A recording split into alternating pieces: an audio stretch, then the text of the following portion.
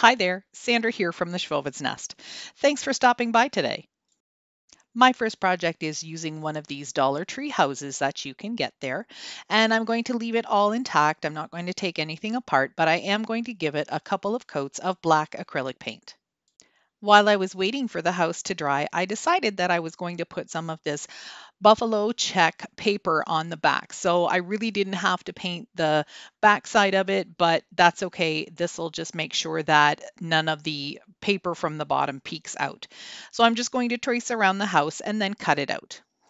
When I think I have it cut down to size, I just dry fit it first to make sure that I do, and then I just crease with my fingers around the edges anywhere where it still needs to be trimmed. And you can see that on the right hand side I have a little bit, and at the bottom I have a bit. When I'm working with paper, I've started using a glue stick.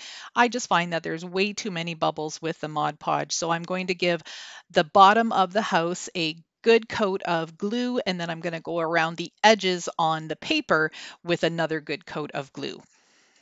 I'm going to place it inside the house and then push it down, make sure that there aren't any bubbles in it. And I'm also actually going to use my Cricut squeegee tool and make sure to get all of the bubbles out. You don't have to have a tool like this. You could just use a gift card or an old credit card or something that just has a nice sharp edge that will help you push all the bubbles out. I designed this tiny little sign using my Cricut, and I just made it into a JPEG just like I do for my free printables. So this will definitely be available on my website. And if you're interested in seeing all the other free printables I have available for you, just go down to my description box, click on the free printables link, and it'll take you right to that page. So I'm just going to go ahead and use my paper trimmer and trim the square to make sure that it's nice and even and straight. I'm going to take my glue stick again, and I'm going to glue this little cutout onto some black cardstock, which you see I have here. I'm going to leave about a ½ inch all the way around the printable, just so it gives a little bit of a frame look. I'm going to use my paper trimmer again. I love this tool. I had it for scrapbooking. I don't do scrapbooking anymore, but it still comes in handy for cutting things like this. And if you don't have one, it's a really good investment, especially if you work a lot with paper. Now I'm going to frame this. I have these tiny little square dowels that came in a pack of a few different sizes from my Dollarama. I'm sure you could probably find these at Michael's or Hobby Lobby, and even on Amazon. They were only $2 for a pack of a bunch of them, so it was a really good buy. I'm just going to mark off what I need, and then I'll use my miter shears to trim these little pieces. I'll do the same for the other 3 sides. I'm just going to use a piece of coarse sandpaper and file down where I cut it just to make sure there aren't any sharp edges. If you've been watching my channel, when I build small things or I create small things, I like to use Starbond glue. The glue I'm using here is a medium thickness, so you have a little bit more working time. I'm just going to go ahead and put a bead of glue right on the paper, and then I'll put the little piece of wood right on top. And to make sure that it sticks really quickly and has a firm hold, I'm going to use the glue accelerator, which is a spray. And what you do is just spray it right onto where the glue is, and it hardens instantly. I'm also going to add a little drop of glue in between a couple of the wood pieces and then use the accelerator to dry them up. This will just ensure that it doesn't wobble because it's just laying on cardstock, which is not a strong material, so I didn't want it to kind of wiggle around.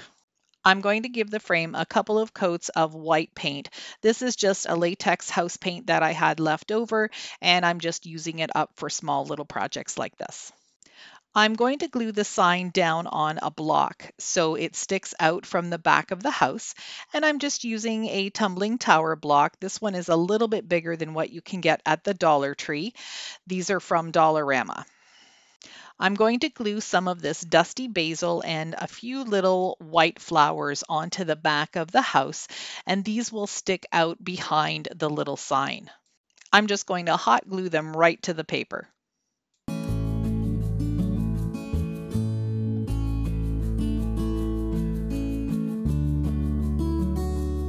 Now I'm just going to hot glue the sign in place right on top of the block.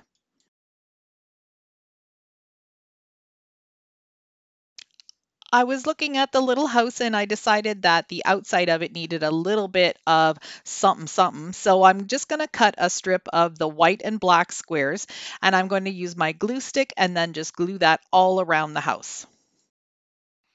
Thank you to all of my current subscribers. If you're new to my channel, I'd love for you to hit that little subscribe button. In the bottom right hand corner of your screen, you'll see my little logo. That's what you can use to click without even leaving the video. For a final little touch, I'm going to take one of the dusty basil leaves and one of the little flowers and glue it right into the corner of the little house. It's just going to add a little bit something extra, and I think it turned out really sweet. And of course, no project of mine is ever complete without a little bit of distressing.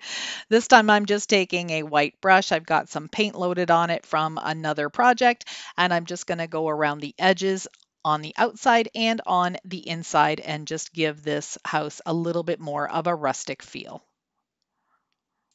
Then I decided that the white frame was too white, so I took a little bit of black on a tiny brush and gave it a little bit of distressing as well.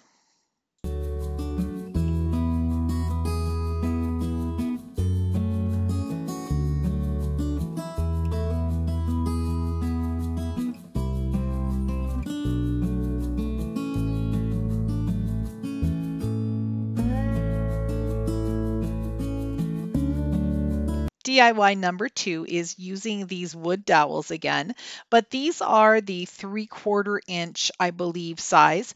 I'm also using my Weld Bond glue, which is my favorite go-to glue when I need to glue some wood pieces together and when I need a little bit more working time to be able to make sure things fit.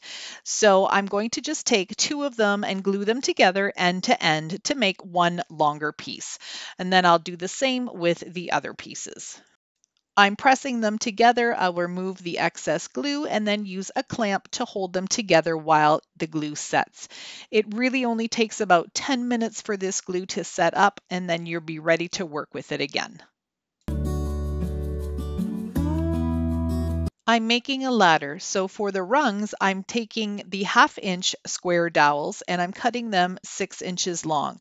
I'm going to need 3 of them.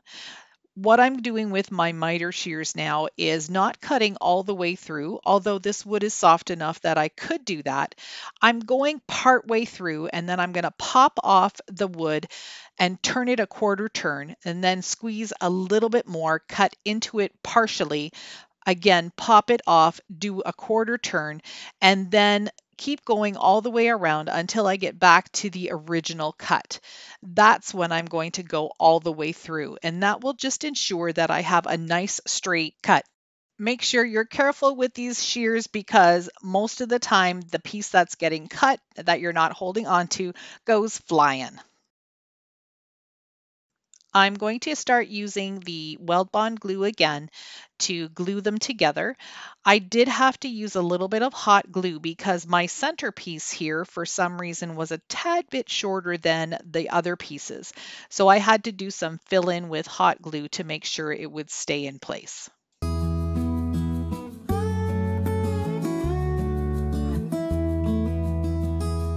Before I added any of the hot glue, I wanted to make sure that I had a pretty similar gap in between all of the rungs, and I did. I just kind of eyeballed it, but it worked out pretty good. So I'm just going to adjust a couple if I need to, and that's why I like using the Weld Bond glue because it gives you a little bit of working time. The glues had a good while to set, so I'm going to go ahead and give it a couple of coats of this latex paint again. Because it's a latex paint, it doesn't have as good a coverage as chalk paint, so I'm going to need to give it a good 2 coats. To add a little bit of decor to the ladder, I'm going to take some of this vine and I'm snipping off some of the little branches. I also have a couple of these galvanized hearts that came off of the love signs from the Dollar Tree. Now, when you take those off, you have to be really careful. They are going to rip the paper on the sign itself, but if you're really gentle, you'll be able to get all of it off without bending it too badly. These little flowers have purple on them. I'm going to take those off because I don't need them. Then I'm going to take these little pieces of vine and just hot glue them around the outside edge of the heart. These little vine pieces are really soft and bendy, so I'm going to be able to make them go around the heart shape really easily. I'll just continue to hot glue pieces all the way around. For the other side, I'm going to start at the top of the heart again and work my way down to the bottom. That way the vine is all going in the same type of direction from the top all the way down and meeting at the point.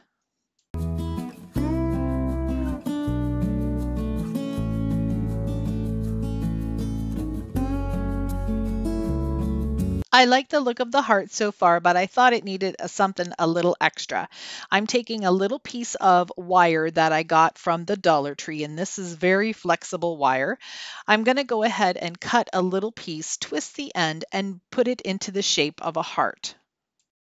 I'm going to hot glue some of this black and white baker's twine on the little heart so it has a little bit of color and dimension, and then that will be glued right into the center of the galvanized heart.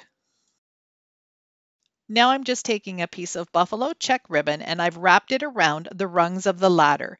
I'm going to glue the ribbon together onto itself and not onto the ladder because I know in the future I'm going to want to change this up for the seasons because I really love how my little ladder turned out. So I'm just going to do that and then I'll glue the hearts right on top of the ribbon too.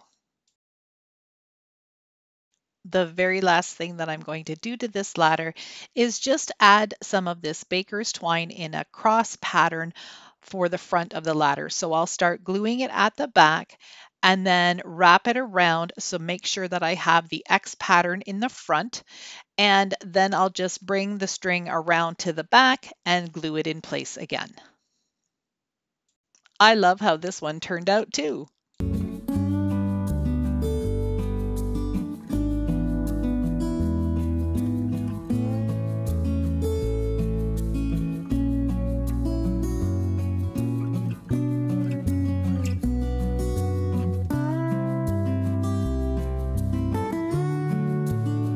This last project is using this love sign from the Dollar Tree. I am sure you have seen a ton of these all over YouTube. I'm going to give this a couple of coats of white paint. Using the same buffalo check wrapping paper, I'm going to trace out the O. I'm going to cut it out and then again use my glue stick to glue it right on top of the letter.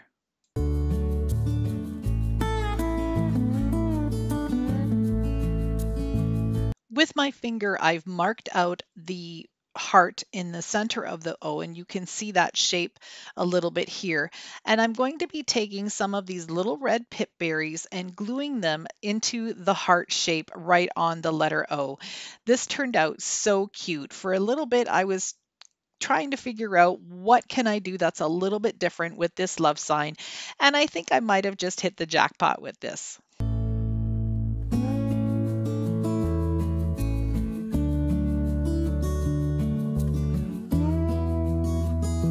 With some black acrylic paint and my chippy brush, I'm just going to go very gently up and down in a vertical manner on each of the letters, the L, the V, and the E, and give it some nice distressing. I want the lines to go up and down, not all over the place, so I'm going to be very careful in how I drag my brush.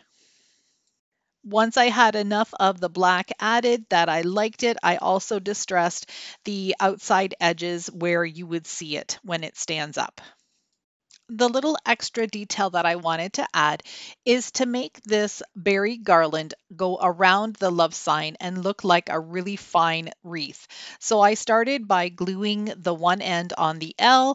I'm going to glue the other piece on the E and then work my way around in a circle. I'm going to wrap the garland around twice and then cut off any of the excess. It ends up looking really pretty.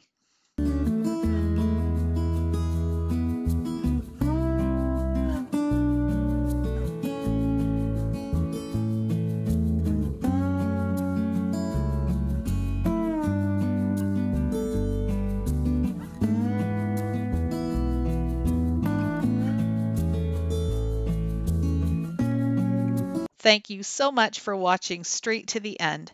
If you like what you saw, I'd love for you to stick around. Hit that subscribe button. Those two black arrows will show you exactly where to click. This is my last Valentine DIY for this year, so I'd like to wish you all a very happy Valentine's Day. Take care and stay safe.